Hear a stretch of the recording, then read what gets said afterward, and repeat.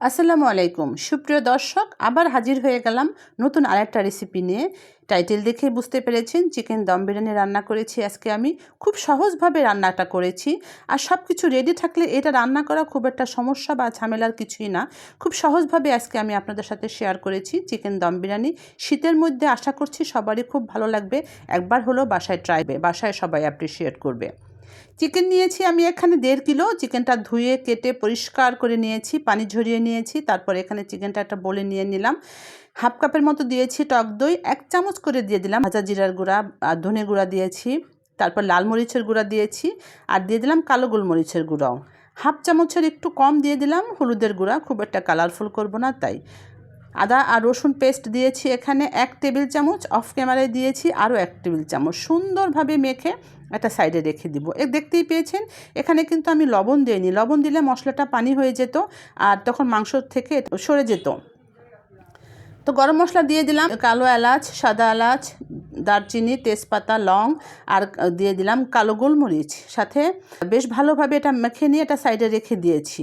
একটা বড় প্যান নিয়েছি, তাতে হাফ কাপ দিয়ে দিলাম তেল, আর 4টা আলু একটু মাঝখানে কেটে দিয়ে দিলাম। এটা বেশ ভালোভাবে ভেজে নিব যাতে খুব সুন্দরভাবে সেদ্ধ হয়। তার জন্য সামান্য একটু লবণ দিয়েছি, নেড়ে চেড়ে ঢাকনা দিয়ে ঢেকে রান্না করেছি যতক্ষণ না পর্যন্ত আলুটা খুব সুন্দরভাবে সেদ্ধ হয়, একটু কালারফুল হবে, একটু ভাজা ভাজা আসবে, সুন্দর একটা ফ্লেভার আসবে, ঠিক ততক্ষণ পর্যন্তই আলুটা আমি ভেজে নিয়েছি। তাও প্রায় আমার 3-4 মিনিট সময় লেগেছে। আলুটা এখানে একদম যেন রান্না হয়ে যায়, ঠিক সেইভাবেই এটা ভেজে নিতে হবে।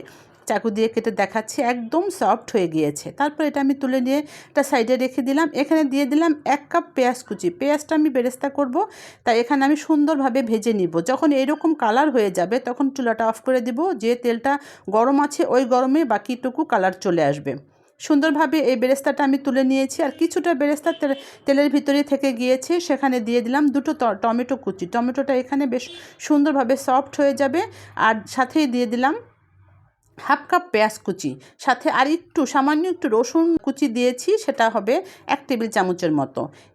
এখন এই মশলাগুলো আমি বেশ ভালোভাবে ভুনে নেব, একটু যাতে সফট হয়ে যায় সেরকমভাবে ভুনে নেব। তারপরে আমি দিয়ে দিলাম সেই ম্যারিনেট করা চিকেনগুলো দিয়ে একদম মশলাগুলো সুন্দরভাবে দিয়ে দেব। দিয়ে এটা বেশ নেড়ে চেড়ে রান্না করব। এখন আমি লবণ দিয়ে দেব। লবণ দিলেই কিন্তু পানি ছেড়ে দিবে। তারপরে যে পানি বের হবে, সাথে বাটিটা ধুয়ে আমি আরেকটু পানি দিয়েছি। মিডিয়াম টু লো হিটে রান্না করেছি যতক্ষণ না পর্যন্ত চিকেনটা একদম সুন্দরভাবে সেদ্ধ হয়ে যায়। ঢাকনা দিয়ে রেখে দিয়েছিলাম। মাঝখানে আমি অফ ক্যামেরায় নেড়ে চেড়ে এটা রান্না করেছি প্রায় 25 থেকে 26 মিনিট। চিকেনটা অলমোস্ট রান্না হয়ে গিয়েছে। এইরকম যখন তেল ছেড়ে দিবে তখন বুঝতে হবে যে চিকেনটা রান্না হয়ে গিয়েছে। চিকেনে যেন কোনোভাবেই পানি না থাকে, ঠিক সেইভাবে এটা রান্না করতে হবে। 2-3টা কাঁচামরিচ দিয়েছি, সুন্দর একটা ফ্লেভার আসবে। এই জন্য যদি চান আপনি এখানে কাঁচামরিচ ঝালটা কমিয়ে দেবেন, সেক্ষেত্রে আপনি আপনার স্বাদ মতো ঝালটা কমিয়ে অথবা বাড়িয়ে দেবেন। একটু স্মোকি ফ্লেভার দেবো, যার জন্য কয়লা পুড়িয়ে নিয়েছি, মাঝখানে একটা বাটি দিয়েছি। এই কয়লার ভিতরে আমি দিয়ে দিলাম 1 চা চামচের মতো ঘি দিয়ে সাথে সাথে এটা ঢেকে রেখে দিতে হবে। সুন্দর একটা স্মোকি ফ্লেভার আসবে এই দম বিরিয়ানিতে। এটা কিন্তু খুব আকর্ষণীয় একটা পার্ট। চাইলে আপনারা যদি এটা দিতে পারেন, আবার চাইলে আপনি এটা স্কিপ করতে পারেন, তবে দিলে কিন্তু দারুণ একটা ফ্লেভার আসে।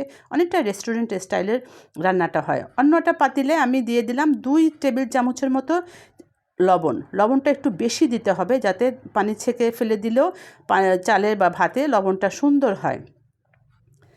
পাতিলের উপরে আমি দিয়ে দিলাম বড় একটা স্ট্রেনার, তাতে আমি কিছু মশলা দিয়ে দিলাম, এলাচ, দারচিনি, লং, কালো গোলমরিচের গুঁড়া, তেজপাতা, শাহি জিরা একটা দিয়ে দিলাম, স্টার ইনিস, আর দিলাম জয়ত্রী কিছুটা ফুল দিয়েছি এখানে, কালো গোলমরিচ আর শাহি জিরা আবার একটু বেশি দিয়েছি। তারপর লাস্টে আমি পুদিনা পাতা দিয়েছি। এটা চাইলে আপনি সরাসরি হাঁড়ির ভিতরেও দিতে পারতেন, তবে সেটা ছেঁকে তুলে নিতে একটু সমস্যা হয়, তার জন্য আমি এখানে একটা স্টেনারের উপরে দিয়েছি, অথবা একটা কাপড়ের মধ্যে পুটলি বেঁধেও দেওয়া যেত।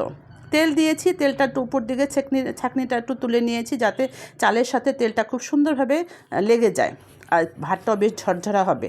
আর এখানে ভাতটা বেশ ভালোভাবে সেদ্ধ হয়ে গিয়েছে। আমি একটা মাঠ ঝরিয়ে একটা স্টেনারে রেখে দিয়েছি। অন্য একটা বাটিতে 2 কাপ গরম পানি, তারপরে তাতে দিয়ে দিলাম একটু জাফরান, আর দিয়ে দিলাম 1 টেবিল চামচ ঘি। একটু গরম করে এটা গলিয়ে নিয়েছি। এখন যেই পাতিলটাতে আমি বিরিয়ানি রান্না করব সেই পাতিলটাতে আমি প্রথমেই সেই দুধের মিশ্রণটা দিয়েছি, আর দিয়ে দিলাম চিকেন থেকে কিছুটা মশলা, তার উপরে দিয়ে দিলাম চিকেন মশলাটা। আর এই দুধের মিশ্রণটা দিলে কি হবে, নিচ থেকে কোনোভাবেই ভাতটা বা মাংসটা ধরে যাবে না, তা না হলে চট করে এটা নিচে লেগে যেতে পারে আর তখন ফ্লেভারটা নষ্ট হয়ে যাবে। মাংসের উপরে দিয়ে দিলাম বেশ কিছু ভাতটা বেশ ছড়িয়ে ছিটিয়ে দিয়েছি, তার উপরে পেঁয়াজের বেরেস্তা দিয়েছি।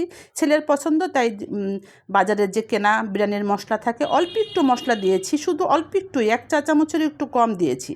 আবার সেই দুধের মিশ্রণটা দিয়েছি, তার উপরে আমি পেঁয়াজ বেরেস্তার উপরে দিয়ে দিলাম চিকেন মশলা আলু, সেটাও এখানে দিয়ে দিয়েছি। তারপর আবার এটার উপর যতটুকু গ্রেভি ছিল সবটুকু গ্রেভি দিয়ে দিলাম, যতটুকু ঝোল তেল ছিল তার উপরে। এখন বাকি ভাতটুকু সুন্দরভাবে ছড়িয়ে বসিয়ে দেব। এখন কোনোভাবেই ভাতটা কিন্তু আমরা চেপে চেপে বসাবো না, সেক্ষেত্রে কিন্তু ভাতটা একদম দলা পাকিয়ে যাবে আর একদম নরম হয়ে যাবে, সেটা খেতে কোনোভাবেই ভালো লাগবে না। সুন্দরভাবে ছড়িয়ে দেব, তবে চেপে চেপে না, খুব আলতো হাতে। উপর দিয়ে আবার একটু পেঁয়াজের বেরেস্তা দিয়ে দিলাম, কিছুটা দিয়ে দিলাম পুদিনা পাতা, চাইলে আপনি পুদিনা পাতার পরিবর্তে ধনে পাতাও দিতে পারেন। সুন্দর একটা ফ্লেভারের জন্য দিয়ে দিলাম কয়েকটা কাঁচামরিচ একটু চিড়ে দিয়েছি, আর উপর দিয়ে সেই যে দুধের মিশ্রণ রেখেছিলাম সেটা আবার একটু দিয়ে দিলাম, আর তার উপরে দিয়ে দিলাম অ্যাট লাস্টে কেওড়া জল। কেওড়া জলটা থাকলে অবশ্যই দিবেন, তা না হলে গোলাপ জলও দেওয়া যায়। একটা ফয়েল পেপার দিয়ে বেশ ভালোভাবে এটা মুখটা সিল করে দিতে হবে, তা না হলে এই ভাবটা বেরিয়ে যাবে, কোনোভাবেই সেটা ভালো লাগবে না। আপনার হাতের কাছে যদি ফয়েল পেপার না থাকে সেক্ষেত্রে ঢাকনাটা আপনি আটা দিয়ে সিল করে দিতে পারেন, সেটাও কিন্তু ঠিক আছে, অথবা টাওয়াল দিয়ে ঢেকে দিতে পারেন। ঢাকনাটা তুলে প্রথমে 3 মিনিটের মতো বেশ হাই হিটে রেখেছি, তারপরে লো হিটে রেখেছি 25 থেকে 26 মিনিট, তারপর ঢাকনা খুলে এটা আমি সার্ভ করেছি। আশা করছি আপনাদের কাছে ভালো লেগেছে। ভালো লাগলে অবশ্যই আমার চ্যানেলটি সাবস্ক্রাইব করে নেবেন, পাশে থাকা বেল বাটনটিও প্রেস করে দিবেন, আর ভিডিওতে একটা লাইক দিতেও কিন্তু ভুলবেন না। সবাই ভালো থাকবেন, আল্লাহ হাফেজ।